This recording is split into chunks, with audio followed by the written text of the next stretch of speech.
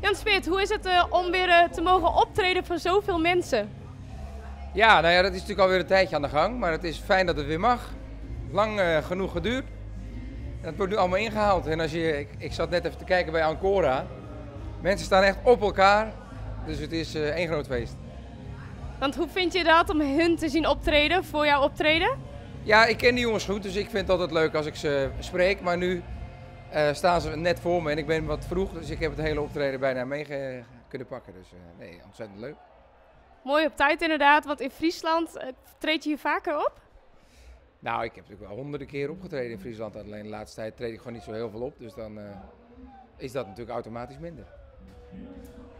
Maar als je in Friesland bent, wat vind je het mooiste aan het Friese publiek? Nou, wat me vroeger altijd opviel, dat ze hier het hardst konden schreeuwen.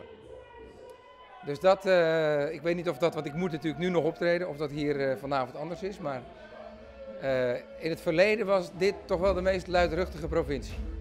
En met welk nummer is het dan? Nee, dat is gewoon met het publiek in het algemeen. Gewoon na de liedjes, tijdens de liedjes.